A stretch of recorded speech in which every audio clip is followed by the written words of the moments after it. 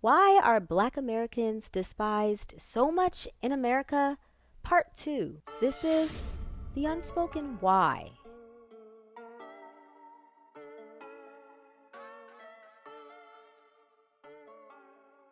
All right, guys, so I'm back. This is the unspoken why. And I said I was going to do a part 2. I was seriously thinking, okay, I really need to do a part 2 because I did not feel like part 1 of the unspoken truth about anti Black racism in America, why Black Americans are despised so much, was sufficient. So I am back with part 2. But first, I want to say thanks to everyone who watched part 1. It's almost at 1,000 views. And if you haven't watched it already, I urge you to pause, stop the video, and go and check out part 1. It is very, very good. I give you 3 reasons, and I'm going to continue with the rest of the reasons in this part 2, starting from number 4. But please, please go back.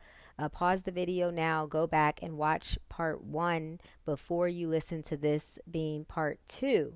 Also, I want to thank everybody who has watched Why America is Not Over Race. That is actually my most viewed video. It's gotten over 1,500 views, which is insane. So I really appreciate everybody who has supported the channel and subscribed. And I'm going to talk about the Buy Me a Coffee situation and what that link is about later. But yeah, I just want to say thank you to you guys. And so let's get into it, guys. Let's get into it. Part 2, why Black Americans are despised so much in America. So, number 4, our existence reminds them of what their ancestors did to us. So, in my opinion, a real huge reason why we're despised in America is because literally seeing us reminds them of the national stain of slavery because of how they treated us and continue to treat us, and knowing that there is discrimination and prejudice, and there's still never been any reparations. They still even deny that slavery was as bad as it was. You know, Texas was saying, you know, in the history books over there that we were, quote, indentured servants, which is insanity, right? But this is the gaslighting that they have done on themselves in this country just to deny our very existence and what it is and what it means in this country, right? And so it really comes across like they would just rather burn it all down than come to the reality of what they did to us, basically bastardizing us and then telling us that we're not American when this is the only country that we've ever known. And quite frankly, it's arguable that we are actually more American than anybody else because we have nothing else to go to. We have been bastardized, essentially. We have no language that we can speak that's from an African country. We have no other passport that we can get based off of our lineage. I mean, there are certain countries opening up to some Black Americans saying that we can get passports, and that's fine and dandy. I mean, I think that's great, but at the end of the day, it, like, you know, when it comes to Italy, you know, if you can prove Italian great grandmother or grandmother, you can get Italian citizenship. Same in Ireland. If you can have a great grandma or grandpa, you can get citizenship. A lot of these European countries, white Americans can actually go and get a second passport based off of lineage. As for us, it's more difficult. And like I said, there are some African countries that are starting to open up to us and allow this, but it's time consuming. It takes a lot of money. It's not easy, basically. It's not as easy as the systems that they have set up in Europe for them to get a second passport if they can prove, you know, they have a recent ancestor that was from that country, but we don't. You know, 400 years we've been here in the U.S., so who's more American than that? Also, we fought in every single war and died in every single war, and who's more American than that, right? But again, they bastardized us and then told us that we're not American because we were only here basically to be slaves. You know, that's kind of, I think, why they feel like we're not really American for real, because, oh, well, you were the people that we had enslaved to do our work, you know, to work for us. You were never supposed to enjoy, you know, the fruits of your labor. You were never supposed to be equal to us, right? And that's the real heart of this, you know, is the fact that, hey, you were never supposed to be equal to us and to be free walking around like this. And we kind of resent that a little bit. Let's be honest. And again, this is not all people in America. This is not all white people. This is not all Asians or Hispanics or whoever. But this is for the people who are like that, and for the people in our government that also are like that, not for the people that are not like that. Because we all know there's always, outliers, and there's always people that are going against the grain, going against their people, fighting against racism. They always exist, in this paradigm. Okay. But we're talking about the people that are not like that, the people that feel this way about us and despise us for this very reason. And this is why. And then, just to put a cap on number four, they're also afraid that we will do one day what they did to us, which is not going to happen because we're God's children, and that's not who we are. That's not our energy. That's not our spirit. That's not our essence. And if that were to happen, we would have did it already during slavery. Within that 250 plus year span, we would have did it, right? And we never did. So there you go. All right, number five, why we are despised in America, our joy and our ability to create even though we're oppressed. So again, we are not supposed to be as influential as we are, like I talked about in part one. So let's compare and contrast, for a minute, us to our Native American counterparts in America. Who has contributed more, essentially, to the modern America that we are living in right now? Who has contributed more? Let's just be honest. And this is no diss or hate towards the Native Americans. Much love to them on all fronts. Much love to them. Even though that love is not always reciprocated. Let's be honest, that's a whole nother story. But much love to them. But this is not, no hate, no shade. But who has been more influential in modern day America, right? We were both oppressed, both killed, slain, all of that. But who has been more influential since then? Who is creating? Who is innovating? Who is always bringing something new to the table in America? It's Black Americans. And again, there's a resentment there from America and from certain white Americans that may or may not, want us to be free and living our best lives like that. Is like, hey, how are you guys happy and poor? Right? Because a lot of Black folks, we don't have a lot of money. Like, we're not balling out of control. Again, I already talked about in one of my videos, our net worth is extremely low compared to theirs on average, the median income. But like, we're still, we still have joy. We're still happy. We're still creating, even though we're oppressed. So that's definitely bruised resentment, right? Moving on to number six, the inferiority complex, the intimidation when we walk into the room, when our hair is natural, when we're having a good time, when there's more than six of us talking at a restaurant. They seem to be really annoyed, right? And just want to call the police on us. They always have to comment about something that they don't like that we're doing, right? Like in the office, it's like, oh, oh, why are you doing that? Why did you do that like that? Why did you wear that today? What made you do it this way? It's just like there's a certain unease that they actually have around us. And the only time that they don't have that inferiority complex or unease about us is if they grew up around us. Like if they grew up around a whole bunch of Black folks, they're usually really cool. They see us as human. And they're just some of the best people that you ever met. You know what I'm saying? Like everybody knows, if you've ever met a white person who grew up around Black people, they're like the best white person. It's like, oh my gosh, like this is great. Like I don't want to say this should happen more often, but I mean, I don't know, maybe because I mean, usually they end up really amazing, and they're just really cool and they don't have any anxiety. A lot of people have anxiety. They don't have any anxiety. They're just really chill. So they're the only ones that really don't possess this energy. But everybody else that isolates themselves and they come from like primarily white areas or all white towns, they usually have this unease feeling about being around us, and they're just bothered by our mere existence in their sphere. You understand? And we all know what I'm talking about. Write in the comments anything that you ever encountered that it describes exactly what I just said. Because trust me, I know there's like hundreds and thousands of stories about this. Number seven, and this kind of ties into number four, but regarding our existence, but there's like a little twist to it. So the hate that hate made, right? The hate that hate made. So everything that they say is toxic about us black folks that they cannot stand is actually what they created and cultivated by not giving us full access to be an American. Okay, not treating us as full human beings and full citizens of this country. So we fought for civil rights, but they snuck in women's rights and LGBTQ rights and all these other rights to the bill. And now they want to roll everything back, the hood, the bad education, the drugs, the bad neighborhoods, the poverty, the problems.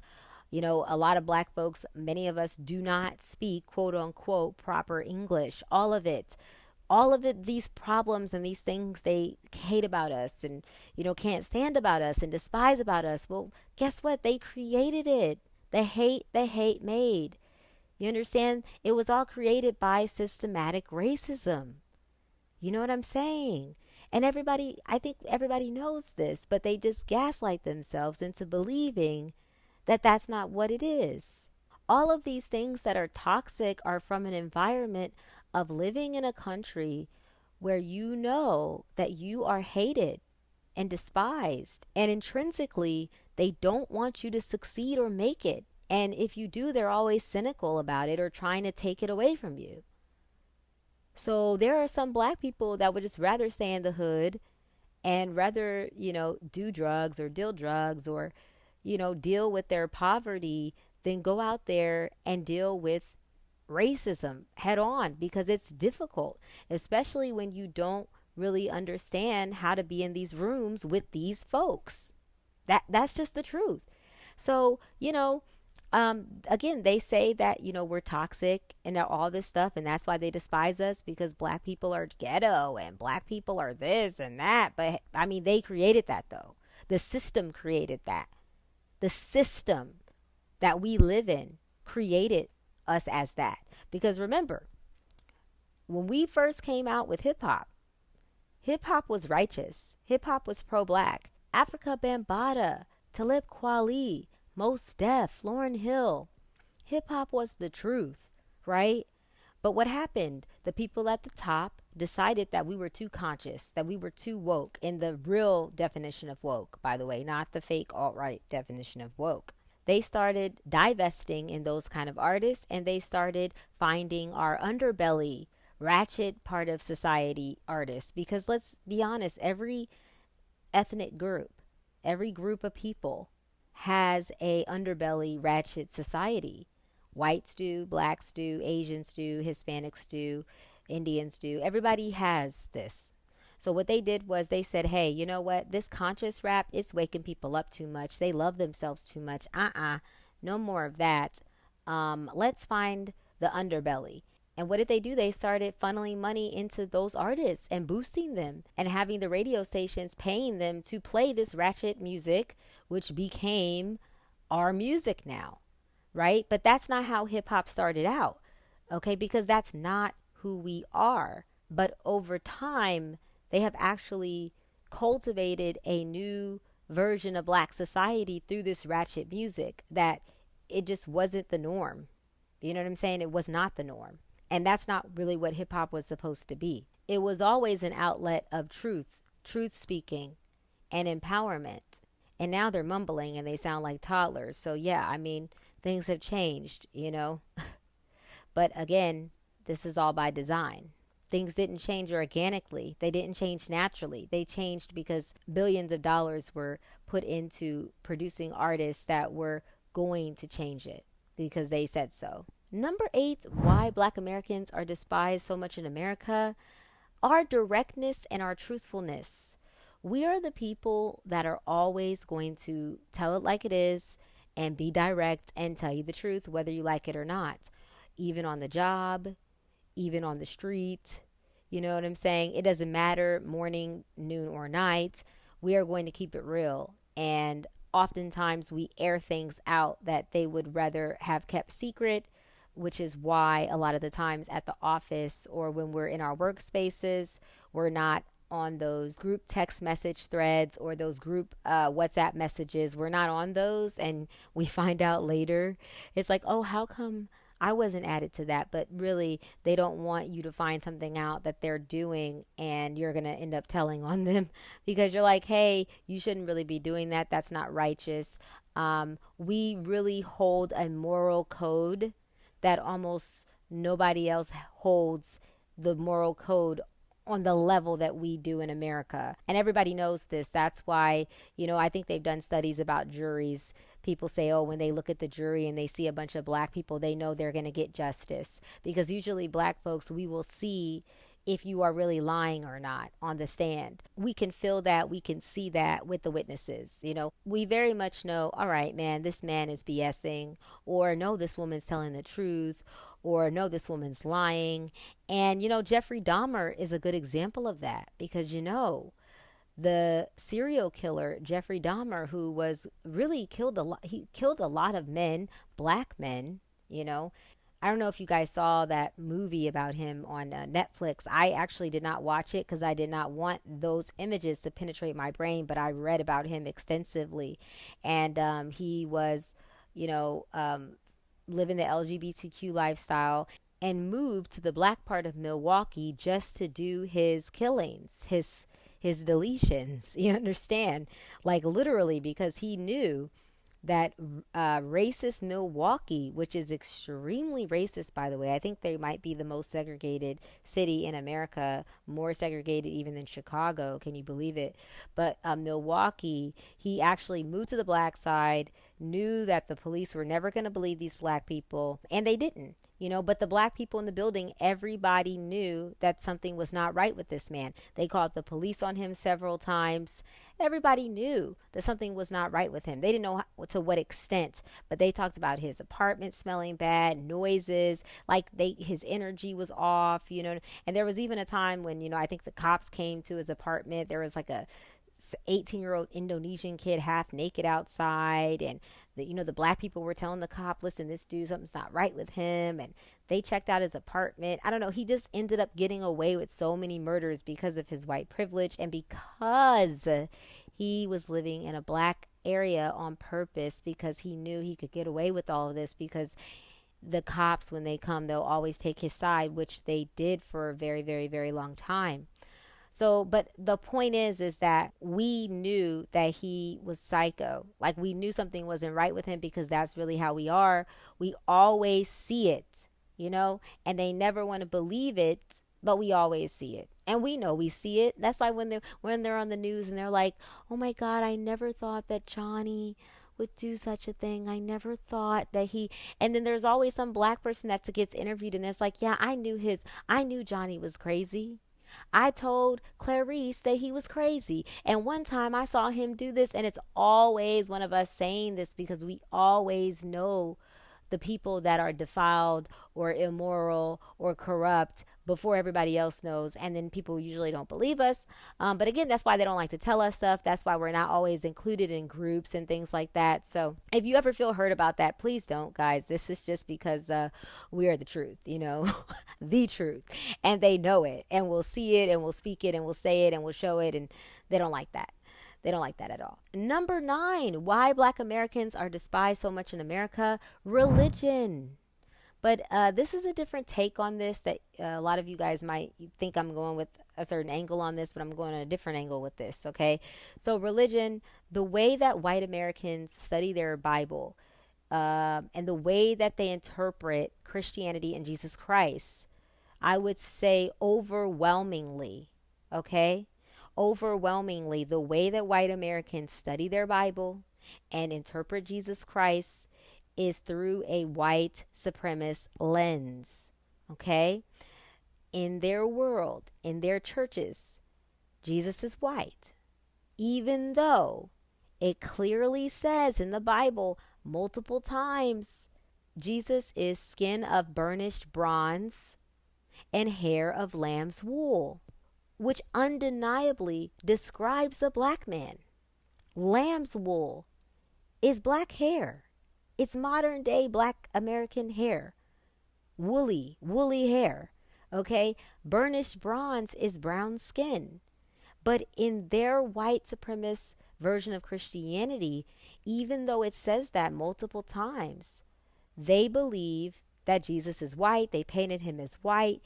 And in their Bibles, and there are even some Mormons that have, exited the Mormon religion, the Mormon cult, and they've actually talked about this on YouTube, about how they are taught that basically all people of color, all brown skinned black people, non white people are sinners, and they were supposed to be, that we were supposed to be enslaved, and that all these other people are sinners, and that's why they're poor, and that's why they live in third world countries, and that's why they're impoverished. And this is true. Like, you can go on YouTube right now and search what some of these ex-Mormons that are not racist. There's one girl, I'm forgetting her name. I'm gonna find her and try to put it in my I'm gonna find her and try to put it in the description down here. But her channel. But she's like a former. She calls herself like a former racist, former white supremacist in a cult. But she was like just a Mormon, But she didn't realize. She said how much she was indoctrinated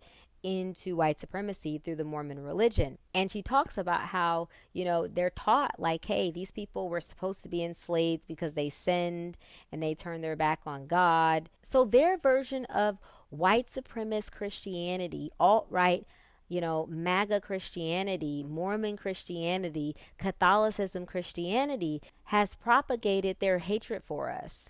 That's why these churches are still segregated. You know what I'm saying?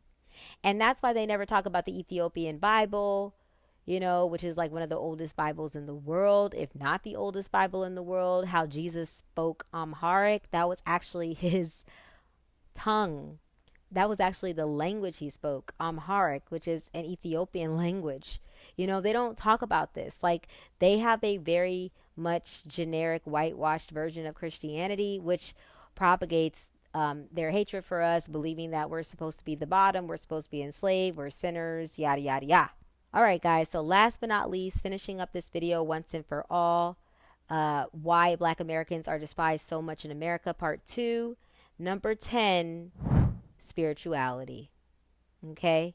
Now, I kind of already talked about this, but, intrinsically, Black people, we are very spiritual. We are highly spiritual, and we have such deep souls.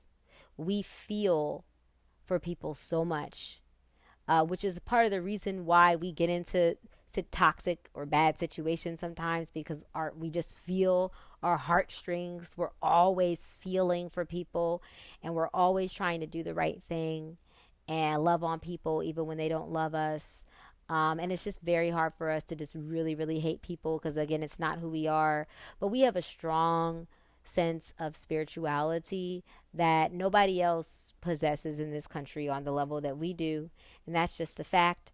That's why they always want to have the black choir come and sing. You notice that? They always want to have the black choir come and sing. And they always want to have the black pastor come and speak, because, man, nothing hits like a black choir. Nothing hits like a black pastor, a righteous one, a real one. Nothing hits like the black band, like a lot of our bands that are HBCUs. We are so spiritual, and our God body and our essence is so pure. And that is definitely another reason why we are despised so much in America, because that spirituality keeps us going. It keeps us strong. One thing that we still have, and I hate to say it, but it is tearing at the seams, to be honest, but one thing we do still kind of have is definitely our love and acknowledgement for God, the real true God, which we know is not the fake white supremacist alt-right MAGA God. It's the real God, the real Yahweh, the real Yeshua, the real Jesus Christ, skin of burnished bronze, hair of lamb's wool. We really do have that connection, and we tap into that, and we know that that's real, even when we're struggling, even when we're down and out, even when we feel like we're at the end of the rope. We know at the end of the day that we're spiritual people living a physical experience. And that's also the reason why we just tend to just let go and let live, and can laugh and can joke, because it's not all about money all the time. It's not all about buying stuff all the time.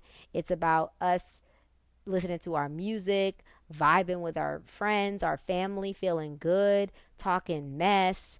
You know what I'm saying? Just making content, being creative, just letting each other shine, feeling each other's energy, just vibing. And like, we know what that's like, which is why everybody loves to hang out with us and want to be around us, and which is why a lot of their kids emulate us, you know? They emulate the soul, the spirituality, the essence, the creativity, the God energy that we're bringing, that nobody else really brings, which is why they don't sweat other people the way they do us. Because, there's nothing like a room that has no black people and then black folks walk into that room. It's an automatic head swinging from left to right. Like, who is that? Who are they? And you want to know because, white supremacy, racism, America runs rampant. How did they get here? What do they do? They must be great if they're here. They must be really good at what they do if they're here. And oh, I want to see what they're saying, or I want to see, what they're talking about, because those are black folks. We all know they're creative, they're fun, they're outgoing, they're interesting, they're spiritual, they're this. We got a reputation. And that's our good reputation. I mean, so we do have a bad reputation sometimes, but again, that's not our real reputation. That's the reputation cultivated from a toxic society that hates us, that has rigged the system against us, and pushes garbage onto our community. That's not really who we are, and we know that. So, guys, that's the end of the video. If you watch to the end, you are a real trooper, and I appreciate you so much. I mentioned buy me a coffee. So basically, the whole goal of the YouTube channel is to get monetized, because I truly believe that going into 2025 and beyond, there will not be a lot of jobs available. And any kind of hobby that you possess, you should monetize, because that is your unique creative ability that AI cannot take from you and that you can always make money from. So the whole goal of YouTube, of course, is to monetize the channel. But we all know how YouTube operates. As much as I love the platform, it's also a platform that tends to boost in the algorithm alt-right content and anti-black content. So, the goal is to get monetized, but at any point in time, if that happens, they can always end up taking it away, or shutting me down or whatever, because, it's their platform and they can decide, okay, this is too righteous. This chick is talking too much truth to these people. She's waking too many people up. So the whole buy me a coffee website I really like, because it's almost as if you met me at a coffee shop and we just started talking, and I started telling you something in one of my videos, and it was just so profound, and you were just really like, wow, that was deep, and I appreciate your insights, and you just made me think about something so deeply, like I never thought about that, or I learned something new. And it's like, hey, why don't I buy you a coffee, or let me get you another coffee. And that's kind of like why I like this premise of this website, buymeacoffee.com, because it's so real. It's like, hey, I really appreciated the video, and you taking the time out to talk to us about this, and you made me think about a lot of stuff that I never thought about before, or you made me see a new insight into this, or you challenged me somehow, and I want to seed into you, I want to donate to you. And it's like, let me get you a coffee. So that's why I really like this website, and I signed up for it. So if you feel compelled to buy me a coffee, you can at the link in the description. Or if you just want to watch the channel, that's perfectly fine as well. Just make sure you like the video if you can, and I know you can, so like the video, and then comment below if you feel like you want to participate in the comments, and then just be respectful in the comments, because some folks, they're really like crazy in the comments, and sometimes it's cool because it's like, hey, you're boosting the algo, so it's, hey, great. But then sometimes people just come in the comments unhinged, and it's like they would never say these things to my face. So it's like, why say them in the comments? But anyways, so yeah, just try to keep it respectful in the comments, because I don't want to have to block folks. If they get too crazy, though, I will. So, but just try to keep it respectful in the comments, and share the video if you feel like, hey, someone else needs to hear this message. It's powerful. I want to share it. Absolutely share the video. Tell your friends about the channel. Subscribe to the channel.